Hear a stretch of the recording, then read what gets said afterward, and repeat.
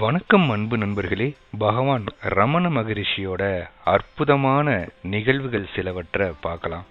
பகவான் ரமண மகரிஷியோட இறுதி நாட்கள்ல பக்தர்கள் வரிசையா வந்து தினமும் தரிசனம் பண்ணிட்டு போயிட்டே இருக்காங்க. அவங்களுக்கு தரிசனம் கொடுக்கணுங்கிறதுக்காகவே தன்னோட உடம்புக்கு முடியாத அந்த நேரத்திலையும் படுத்த வண்ணமே இருப்பாரு. அவருக்கு முன்னாடி ஒரு தடுப்பு அமைச்சிருப்பாங்க. இடுப்பு வரைக்கும் வரிசையா பக்தர்கள் வந்து தரிசனம் பண்ணிட்டு போய்கிட்டே இருப்பாங்க. அவரை பார்த்து கும்பிட்டு போயிட்டே இருப்பாங்க. திருப்பதி பெருமாளை பாக்குற மாதிரி, ஸ்ரீரங்கத்து பெருமாளை பாக்குற மாதிரி. நீண்ட வரிசை காரணமா ஒருத்தருக்கு 1 வினாடியோ அல்லது 2 வினாடிகளோ தான் தரிசன பாக்கியம் கிடைக்கும். அவ்வளவு மக்கள் சாரசாரியா வந்துகிட்டே இருக்காங்க.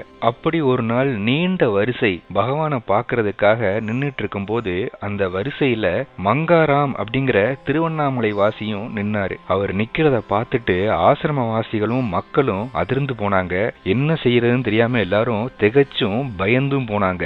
ஏன்னா அவர் ஒரு பெரிய அடாவடி பேர்வழி, கைகலப்பு, அடிதடி இது மாதிரி விஷயங்களுக்கு பேர் போனவரு. யாரையும் மதிக்க மாட்டாரு, திமிராவே இருப்பாரு.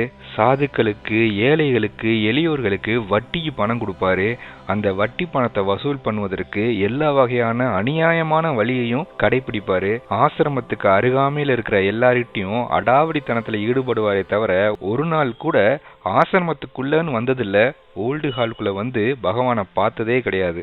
வரிசையில அவருடைய தரிசன முறையும் வந்தது.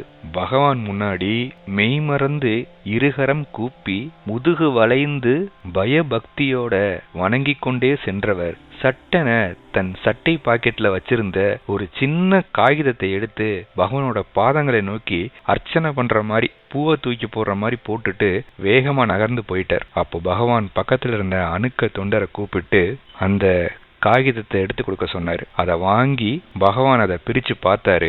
பார்த்துட்டு அந்த துக்காராம அழைச்சிட்டு வரும்படி சொன்னார். பக்தர்கள் வெளியேறி சென்ற துக்காராம கூப்பிட்டுட்டு வந்து பகவான் முன்னாடி நிறுத்தினாங்க. தன் முன்னால் பயபக்தியோடு இருகரம் கூப்பி கண்களில் கண்ணீரோடு நிற்கும் துக்காராமை பார்த்து பகவான் தலை அசைத்தார். தலை அசைத்து விட்டு சொன்னார், சரி.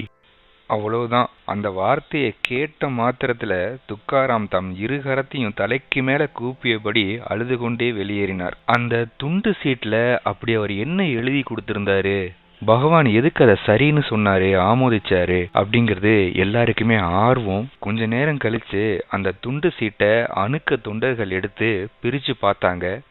அதுல 2 வார்த்தைகள் எழுதியிருந்தது.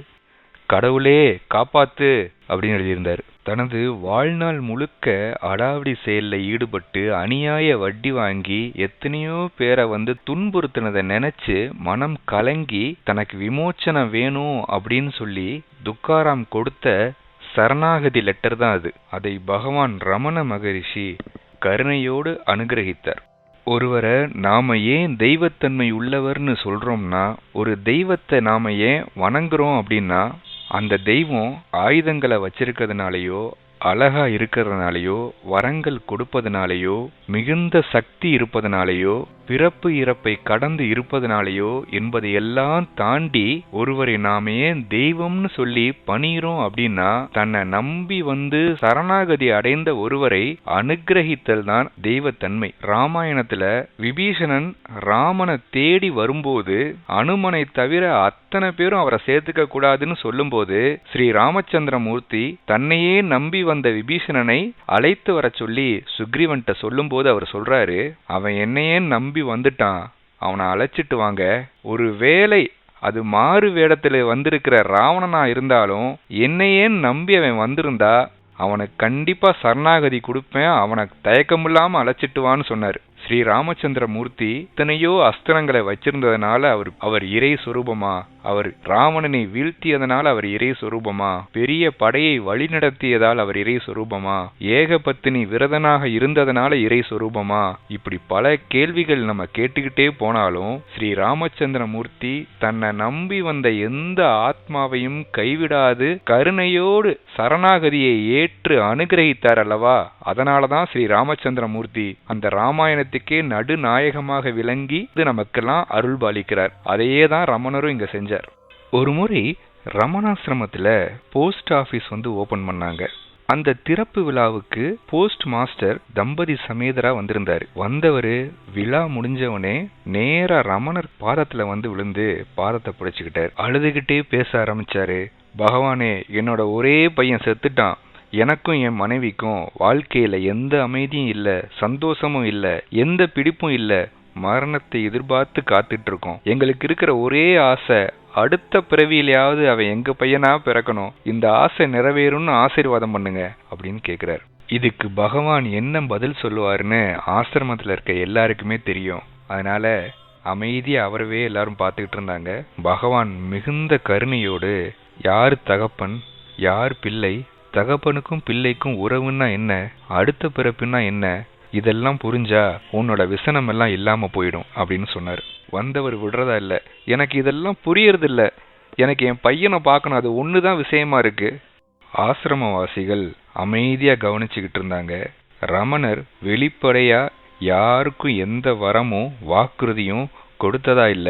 ரமண மகரிஷி அவங்க 2 பேரையும் ஊடுருவி பார்த்தபடி அந்த கனத்த மௌனத்தை கலைத்தார். சரி, கொடுத்துட்டேன், அவன் உங்களுக்கே பிள்ளையா வந்து பிறப்பான், போயிட்டு வாங்கோ அப்படின்னார்.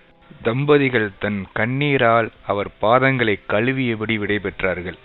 ஒரு முறை ரமணரை பார்க்க ஒரு இளைஞன் வந்தான். வணங்கிட்டு ரமணர்கிட்ட தன்னோட சந்தேகமா ஒரு கேள்வி கேட்டான். கடவுளை தேடி பக்தி செலுத்துவதற்கு, தவம் செய்வதற்கு நான் வீட்டிலேயே இருக்கட்டுமா இல்ல வேற எங்காவது இடத்துக்கு போகட்டுமா அப்படின்னு ரமணர்கிட்ட அவன் கேட்டான். அதுக்கு ரமணர் சொன்னாரு, பக்தி ஏகாங்கிர சிந்தனையோட உங்க மனசுல இருக்குன்னா எங்கேயும் போக வேண்டியதில்லை, நீங்க வீட்டுல இருந்தபடியே அபியாசம் பண்ணலாம் அப்படின்னாரு. அந்த துடுக்குத்தனமான இளைஞன் அடுத்த கேள்வி கேட்டான், அப்புறம் எதுக்கு நீங்க வீட்டை விட்டுட்டு திருவண்ணாமலைக்கு ஓடி வந்தீங்க அப்படின்னு கேட்டான். அத்தனை பேரும் ஸ்தம்பிச்சு போனாங்க. எந்த சலனமும் இல்லாமல் பகவான் ரமண மகரிஷி இந்த உலகத்துக்கே உபதேசம் தரக்கூடிய ஒரு அற்புதமான பதில கொடுத்தாரு. அவர் சொன்னாரு, ஏன்னா நான் உன்ன மாதிரி அடுத்த ஆள்கிட்ட போய் போகட்டுமா இருக்கட்டுமான்னு கேட்டுட்டு இருக்கல, எனக்கு தோணுச்சு வந்துட்டேன், உனக்கும் தோணுச்சுன்னா நீயும் போலாம் அப்படின்னாரு. அவன் போனதுக்கு அப்புறம் பகவான் அருகில் இருந்தவர்கள்ட்ட சொன்னாரு, தனக்குத்தானே நம்பிக்கை இல்ல, வீட்டை விட்டு வெளியேறினா தன்னால ஸ்திரமா இருக்க முடியுமோ முடியாதோன்னு ஒரு சந்தேகம், மனசுல உறுதி இல்ல, உறுதி இருந்தா பிரத்தியார்ட்ட சொல்ல கூட மாட்டான், முடிவை பத்தி கவலைப்படாம துணிஞ்சு செய்வான், இதுதான் வைராகிய லட்சணம். இந்த துணிவும் உறுதியும் இறைவனோட அருள் இல்லாமல் வராது. அந்த இறைவனோட அருள் அந்த இறைவன் மேல அளவிட முடியாத பிரியத்தால தான் வரும் அப்படின்னு சொன்னார். இது அவனுக்காக மட்டும் சொல்லல, நம்ம எல்லாருக்கும் சேர்த்துதான் சொல்லியிருக்காரு. ஒரு முறை ஒரு வயதான சாது வட இந்தியாவிலிருந்து வந்திருந்தார். 2 வாரம் ரமணாசிரமத்துல தங்கியிருந்தாரு. திரும்பவும் வட இந்தியாவுக்கு திரும்பும் போது பகவான்கிட்ட வந்தார். அந்த சாதுவுக்கு வயசு 80க்கு மேல இருக்கும். வந்தவரு, பகவானே ரொம்ப திருப்தி, அருணாச்சலத்தை தரிசிச்சது ரொம்ப சந்தோஷம், எனக்கு இங்க வந்ததோட நோக்கம் நிறைவேறியாச்சு, எனக்கு 2 பிரார்த்தனை இருக்கு, பகவானே நீங்க தான் அதை நிறைவேற்றி வைக்கணும், எனக்கு ரொம்ப வயசாயிடுச்சு, என்னால திரும்பவும் வர்ற வயசு இல்ல. அவர் பேச பேச ஹால்ல இருந்த எல்லாரும் ரொம்ப ஆவலா என்ன நடக்க போகுதுங்கிறத பாத்துக்கிட்டு இருந்தாங்க. பகவான் வந்து அவர் பேச பேச ஆமோதிப்பது போல் அப்படின்னு சொல்லிக்கிட்டே தலையசிச்சுக்கிட்டே இருந்தாரு. அப்போ அந்த சாது தன்னோட முதல் பிரார்த்தனைய சொல்றாரு, நான் உங்க பாதத்துல என் தலைய வச்சு ஆசி பெறணும், என் வயசை கருதி நீங்க இதை மறுக்க கூடாது அப்படின்னு சொன்னாரு. பகவான் அமைதியா கேட்டுக்கிட்டு இருக்காரு. அப்புறமா அவரோட 2வது பிரார்த்தனைய சொன்னாரு, நீங்க எனக்கு முக்தி கொடுத்துட்டேன்னு சத்தியம் பண்ணணும் அப்படின்னாரு. ஆசிரமம் எங்கவும் ஒரே முணுமுணுப்பு, பகவானாவது இதுக்கு ஒத்துக்கிறதாவது அப்படின்னு எல்லாரும் மனசுக்குள்ளேயே சிரிச்சுக்கிட்டு எல்லாரும் ஒருத்தர் கண்ணிலேயே பேசிக்கிட்டாங்க, என்ன நடக்குது பார்க்கலாம் அப்படின்னு. அந்த வயோதிக பக்தரின் அற்புதமான பக்தியை மனமெங்கும் நிறைத்த அருணாச்சல ரமணன் சோஃபாவிலிருந்து எழுந்து வந்தார். அந்த வயோதிக சாது உயிரற்று காலில் விழுந்தார். அந்த ஓல்டு ஹால் காணாததை கண்டது.